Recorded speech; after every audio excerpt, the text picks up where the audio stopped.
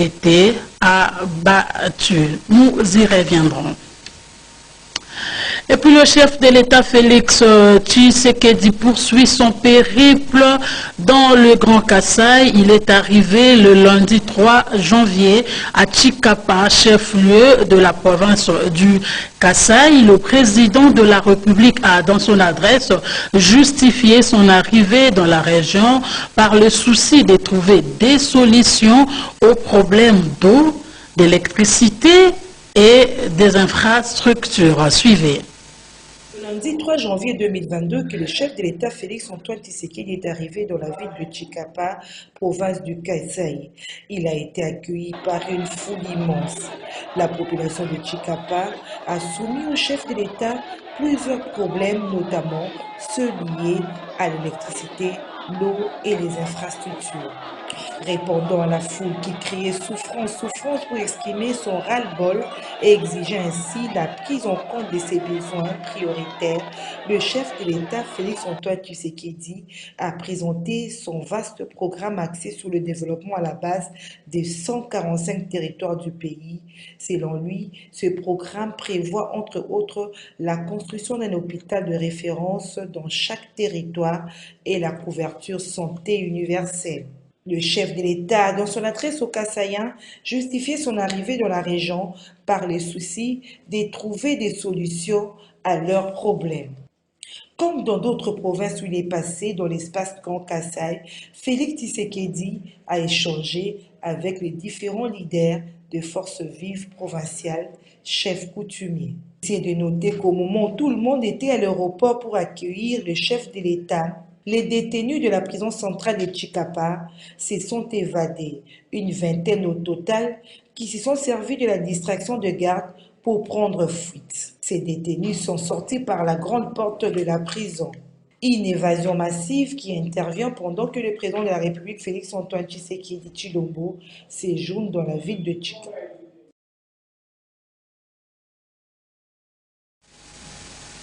Toujours dans le cadre de son périple dans le Grand Kasaï, le chef de l'État, Félix Tshisekedi, qui a visité les travaux du barrage de Katende, se dit déterminé à activer rapidement ce projet. Suivez.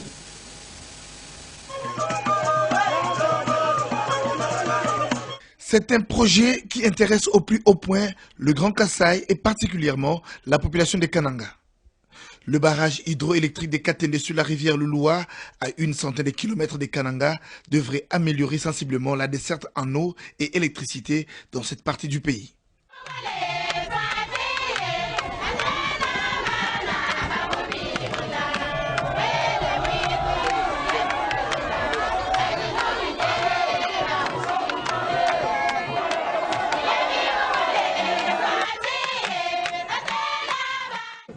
Ce projet tient à cœur le chef de l'État Félix Antoine Tshisekedi Tshilombo, qui a réservé sa première descente de terrain pour l'année 2022 dans les territoires des Dibaya. Sur place, le président de la République a fait le constat amer. Les travaux sont arrêtés et les herbes sauvages ont envahi le site. L'une des raisons de cet abandon est l'épisode Kamouinan Sapou qui a tout ralenti. La présence du chef de l'État a apporté une lueur d'espoir. Le matériel bloqué à Lubumbashi a été totalement acheminé pour poursuivre les travaux. Tous ceux qui ont passé à la tête du pays n'ont pas pu le faire. Alors, il est le premier président à mettre pied sur le site. Alors, nous voyons qu'avec sa présence, dès que les travaux seront relancés et achevés, notre province va bien revivre et nos frères et sœurs qui chantent auront du travail et ça sera une grande joie pour la population. Vous voyez combien de gens sont là pour l'accueillir. Nous sommes vraiment ravis de sa présence ici sur cette terre et aussi surtout pour le relancement de ces activités de la chute. Avec une capacité de production de 114 MW, le barrage de Katende redonne espoir à tout un peuple. Le gouverneur de province intérimaire Simon Kabatoswila a rappelé la préoccupation de la population. Bien, il y a exactement plus ou moins 10 jours, j'étais sur ce site. J'accompagnais son Excellence, Monsieur le ministre Mwenze, venu se rendre compte de ce qui a déjà été fait, dans quel état se trouve le site, et faire rapport au président de la République. En partant, il m'a dit, que sa visite était pratiquement la dernière parce que sa visite allait provoquer celle la toute dernière du président de la République, chef de l'État. Et ça nous fait plaisir que cette promesse qui nous a été faite par le ministre en charge de ressources hydrauliques et électricité, cette promesse s'accomplit par la présence parmi nous du président de la République, chef de l'État. De son côté, la SNEL attend de pied ferme la fin des travaux pour assurer le transport et la distribution des courants de Katende. Nous espérons, comme le chef de l'État prend les choses lui-même en main, par toutes les autres voies, il pourra maintenant faire aboutir le projet en main. Je crois qu'il est en train de collecter les données et il nous donnera les orientations. Nous allons l'accompagner. Aux chefs traditionnels et autres personnalités présentes, le chef de l'État a dit toute sa détermination de poursuivre ce projet jusqu'à terme. Pendant ce temps, à Kinshasa, l'association de professeurs des établissements de l'enseignement supérieur et universitaire annonce le début de la grève pour ce mercredi 5 janvier 2022. C'est après avoir constaté avec amertume, disent-ils, la mauvaise foi manifeste du gouvernement de la République qui continue à maintenir les professeurs dans des conditions de vie et de travail d'une précarité sans pareil. À suivre dans nos prochaines éditions. Voilà déjà 6 ans depuis l'assassinat du colonel Moustapha Mamadou Ndala, commandant au 42e bataillon des commandos des unités de réaction rapide des forces armées de la République démocratique du Congo. À cette occasion, les jeunes de la ville de Goma lui ont rendu un hommage dans quelques quartiers tels que Katoyi et Kaoumbe. Décédé le 2 janvier 2014, voilà exactement 6 ans depuis que disparaissait Mamadou Moustapha Ndala, colonel des forces armées de la RDC, formé par des instructeurs belges, angolais, américains et chinois. Commandant au 42e bataillon des commandos des unités de réaction rapide des FARDC. La Jeep 4x4 qui le transportait avait reçu une lance-roquette non loin de l'aéroport de Beni. Il a été retrouvé calciné dans sa Jeep avec ses 2 gardes du corps. Ce jeune chef militaire était très apprécié par ses hommes pour sa bravoure qui l'a permis de remporter plusieurs victoires de rébellion de M23. 6 ans après son décès, les jeunes de la ville de Goma lui ont rendu un hommage dans quelques quartiers tels que Katoyi et Kaembe. Le regret de tous est que jusque-là, le verdict de son assassinat n'a pas été rendu. Condamner les auteurs de ce crime, c'est là, malgré la demande de la voix des sans-voix qui exigeait à tout prix la vérité sur les circonstances de sa mort et de ses 2 gardes du corps.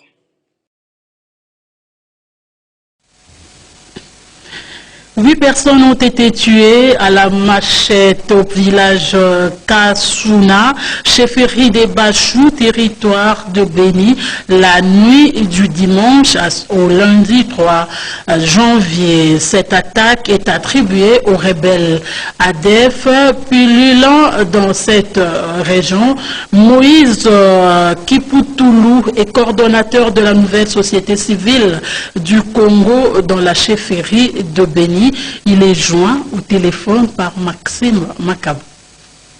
C'était hier à 20h que les bandits ont fait une incursion à Kassaka. Ils étaient munis d'armes à feu et ils ont tiré sur les civils. Il y a 8 civils qui ont été tués. Parmi eux, il y a 6 hommes et 2 femmes. Cette situation est arrivée dans cette agglomération quand la population alertée dénonçait un groupe d'hommes qui se distraient dans le banditisme, qui tuaient les biais de la population. Ils circulaient même dans le cas de kidnapping et enlèvement et accompagnés de rations contre la libération des civils. C'est ce que la population a jugé mieux pour faire pression aux autorités qui étaient alertées. Ils ont jugé mieux d'arrêter et de se rendre justice en fait résumé, il y a déjà 4 parmi ces groupes qui est composé du nombre de 8 personnes qui sont déjà exécutés par le Union populaire. Voilà que ces derniers se sont organisés pour faire représailles aux côtés de la population dans cette situation qui nous est arrivée cette nuit. Cette situation vient de créer terreur et panique, voire même psychose à ceux de la population et donc vient de se déplacer suite à cette situation pour craindre une fois la soirée ce qui peut arriver encore. Je vous amène à Lodja, dans la province du Sankourou, où le ministre des Transports, Chérubin Okende, s'active pour la modernisation de l'aéroport national de Lodja, en prélude de l'arrivée du chef de l'État dans cette partie de la République. C'est un reportage signé par Nancy Ileka Ntsele. En 24 heures seulement, l'aéroport de Lodja connaît des changements jamais enregistrés depuis son existence. Dans le cadre de son travail de ministre des Transports, voie des communications et des désenclavements, et en prévision de l'arrivée imminente du président de la République dans la province de Sankourou, Chérubin Okende a commencé la modernisation de cet espace aménagé pour l'atterrissage, le stationnement, l'entretien et le décollage habituel des aéronefs. Le ministre a installé samedi 1er janvier 2022, l'équipe des ingénieurs civils chargés de faire le nivellement de la piste. Ainsi, la stagnation des eaux sur la piste fera désormais partie du passé et Lodja ne revivra plus des scènes comme celles répandues dans les réseaux sociaux. Pour vivre et comprendre la situation sur le terrain, Chérubin Okende a pris le même chariot, rendu célèbre dans les images qui ont fait le tour des réseaux sociaux. Le message est que nous sommes pleinement conscients de la réalité de notre aéroport. La détermination est de faire mieux.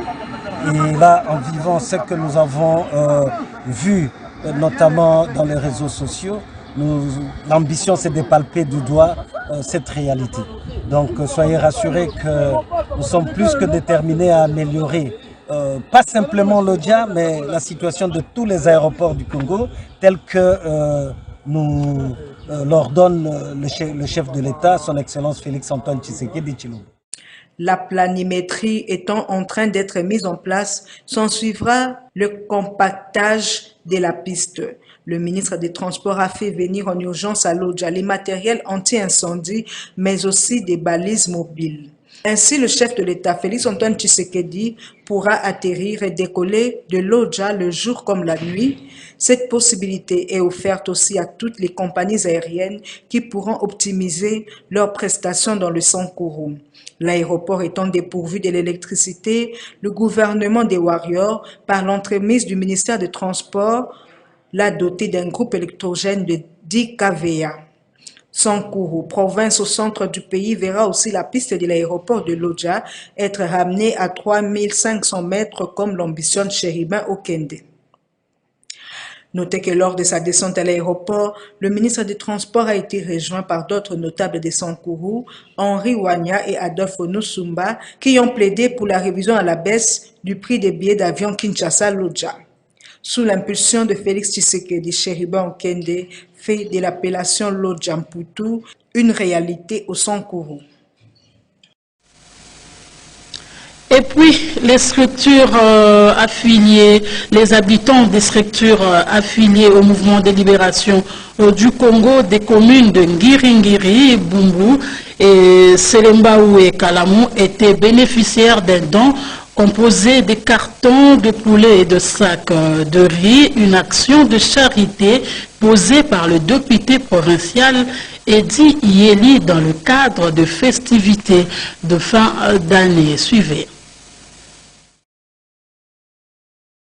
Le terrain Bondo, situé dans la commune de Ngiringiri, était le lieu choisi pour le partage des vivres aux habitants des structures affiliées au mouvement de libération du Congo, issus des communes de Ngiringiri, Bumbu, Selembaou et Kalamou, dont du président fédéral du MLC Funa 1 et député provincial Edi Yeli. C'était le vendredi 31 décembre 2021, l'objectif étant d'aider ses membres de famille de fêter dans de meilleures conditions les festivités de fin d'année. Quelques bénéficiaires n'ont pas manqué de louer cette initiative tout en remerciant son bienfaiteur.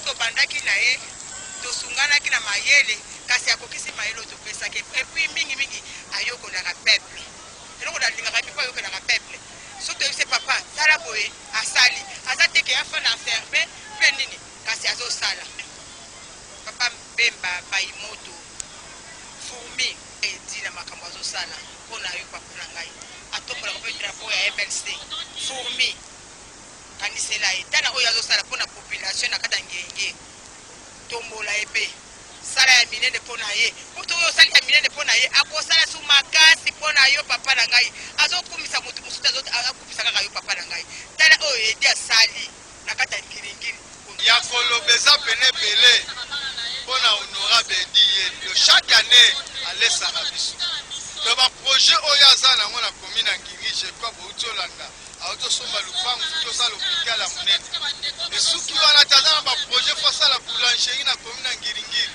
donc aza na ntango tozobenge social donc aza pena social donc na miniti oyo esika oyo tovandi tozali na terrain ya bondo donc awa 7 communes oyo tozolia soso tozozwa loso donc ya po ezala te telaka moment ya pandémie ya corona oyo ekangi bafere nyonso honorable toujours aza na souci ya peuple na ye. De son côté, l'initiateur de ce don, l'honorable Edi Yeli, a expliqué la raison qui l'a poussé à poser ce geste de générosité en faveur de ses habitants. Merci mingi. Nabengaki bino lelo tokutana koma mesano ndenge tokutanaka chaque le 31 nazali so na maloba mingi te mpo directeur bonda alobi nyonso eloko na kobenda bino matoi ezali boye tozokota 2022 mapona mezali na 2023 eloko tokoloba okeba na bamiyibi bapeso ebele depuis mapona mesilaki tomonaki bango lisusu te soki olingi ndako na yo olingi esika na yo ozwi te okozala kaka wana sikoyo balingi soka kokosa biso lokuta na bango oyesa bango ke papa eti akotikela bino akotika ata lidusu bokota te papa Jean-Pierre Bemba Kombo apesi bino vote ebele. Par l'occasion, le président fédéral MLC Funa 1 a transmis les salutations du président national du MLC à l'endroit de ses bénéficiaires. Revenons sur la date du 4 janvier qui a marqué le déclenchement de la conquête de l'indépendance. Interrogé à ce sujet, Ifoma Gabriel Koloto s'inquiète sur la pérennisation de cette lutte. Autre détail avec Ifoma. Autre détail avec Gisèle Etoko. Écoute. 1959, cette date qui a marqué le déclenchement de la conquête de l'indépendance, Kinshasa, appelée alors Léopoldville, a connu des émeutes qui éclata après que les autorités coloniales aient interdit aux membres du parti politique Abako de manifester. Une révolte populaire qui a connu 3 jours avec une répression très violente. Et c'est une année et demie après que le Congo belge accédera à la souveraineté nationale et internationale. Les Congolais se souviennent de cette date. Gabriel Ifoma Koloto est président de l'Association des Congolais libéraux, structure de la société civile. La date nous explique beaucoup de choses, parce qu'on parle de la martyre de l'indépendance. C'est là où les gens, les Congolais, ont payé et ils ont beaucoup souffert pour que nous ayons vraiment l'indépendance. Et c'est ça qu'aujourd'hui nous nous souvenons de la date en question. Pourquoi aujourd'hui on dit que la date du 4 c'est martyr de l'indépendance, nous nous souvenons à ça parce que nous voyons Congolais qui ont été vraiment maltraités, c'est ça qu'ils ont subi des conséquences, c'est pourquoi à ça nous nous souvenons de cette date-là et que nous parlons aujourd'hui martyr de l'indépendance. Et nous devons d'abord avoir les repos et c'était un congé vraiment c'était un projet payé. Et donc le gouvernement doit savoir qu'aujourd'hui, si on est il y a eu des combattants qui se sont battus pour que les gens aient l'indépendance. Nous devons d'abord commémorer cette date et se souvenir de... Ces gens-là se sont battus, pas pour eux-mêmes, se sont battus pour les générations futures. Et jusqu'aujourd'hui, les générations futures souffrent. Ils demandent où en sommes-nous. C'est comme si on nous a oubliés. Et or, il faut des relèves. Et aujourd'hui, nous devenons des autres partis. Les autres doivent les remplacer. Ce sont les générations futures. Ils se sont battus pour que nous ayons l'indépendance. Et par cette indépendance-là, il faut que d'autres personnes puissent aussi avancer. Et ce n'est pas aujourd'hui que quand on y va, peut-être, je vois chaque fois dans des députations nationales, les gens profitent que c'est faire nous eux-mêmes. Comme je suis habitué, voilà, tel. Mais pourquoi pas les enfants-là viennent aussi apprendre aussi la politique? Parce qu'on ne commence pas la politique quand on est vieux, on commence la politique quand on est petit. Pourquoi pas que ces gens-là montrent aussi, et aussi la politique, comme ceux-là qui préfèrent toujours rester dans la chaîne sans pourtant céder aux autres. Et c'est ça, vous allez voir, d'ici là, si on y va, on ira aux élections, vous allez voir comment les choses vont se battre. Les gens qui ont fait 3, 4 mandats veulent toujours récupérer, revenir toujours en poste et laisser les enfants souffrent. Et la politique est donnée à tout le monde. Il y a aussi des petits-enfants qui ont aussi le don d'avoir aussi relancé ces pays. Et le Congo ne peut pas toujours rester stagnant sans que le Congo avance. Et c'est un pays qui appartient aux enfants et à nous tous. Ce n'est pas un pays d'une telle ou d'une telle famille non plus. En sport, c'est depuis le 29 décembre dernier que les léopards de la République démocratique du Congo sont au Caire, en Égypte, pour un stage de préparation des matchs de barrage des éliminatoires de la Coupe du Monde 2022. Le sélectionneur adjoint qui dirige ces stages s'est voulu rassurant après la 4e séance d'entraînement. Plus de détails avec John Moukadi. Les léopards de la RDC poursuivent les stages de préparation des matchs de barrage des éliminatoires de la Coupe du Monde de la FIFA Qatar 2022 au Caire, en Égypte, où ils sont internés depuis mercredi 29 décembre dernier.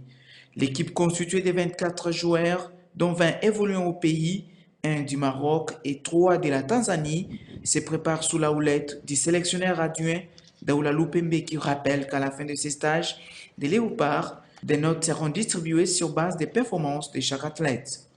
Et après, bon, par rapport à votre question, je pense que, comme vous l'avez vu, vous nous avez trouvé en train de travailler. L'ambiance est bon enfant ici. Et tout le monde est motivé, d'autant plus que c'est un stage. Et nous savons tous que chaque stage est sanctionné par des notes, aussi bien au niveau collectif qu'au niveau individuel. Je pense que c'est la source de motivation qui anime chacun des joueurs. Chacun veut faire voir au coach qu'il est capable de prendre une place dans la sélection. Voilà quoi. Et là, nous pensons que le travail est en train de se faire normalement. On essaye de donner ce que nous avons comme prérequis par rapport à ce qui s'est fait à la sélection A, parce que ça aussi c'est la sélection A. Mais les stagiaires doivent savoir déjà que présentement, la philosophie de l'équipe, elle se passe comment on procède défensivement, comment on procède offensivement. Et voilà quoi. Donc, nous sommes en train de travailler pour donner ces petits détails à chaque niveau, à chaque compartiment pour pouvoir donner l'occasion à ces jeunes gens de trouver une place dans ces groupes de la sélection A. Je ne peux pas comprendre que les gens puissent vouloir quelque chose et son contraire à la fois. Parce que nous, on a été victime de beaucoup de phrases, de beaucoup de textes, donc les salives vont couler, tout comme l'encre, pour demander à ce qu'on puisse voir les joueurs qui jouent localement dans la sélection A. Et voilà qu'aujourd'hui, on donne l'occasion à ces jeunes gens de s'exprimer pour que les coachs le voient. Et celui qui va convaincre va faire partie du groupe. Donc moi, je pense que dire cela, c'est peut-être oublier si vite ce qu'on a décrié il y a peu. Donc après, il est impossible de lier la bouche des gens. On ne peut pas fermer la bouche des gens. Chacun peut commenter dans son sens. Mais après, ce qui compte, c'est le travail. Déjà 4 séances d'entraînement, dont sous la supervision du sélectionneur Hector Cooper au stade de Pyramide FC dans la nouvelle ville du Caire. Ces stages seront sanctionnés avec 2 rencontres amicales notamment contre ZFC et Pyramide FC de l'Égypte.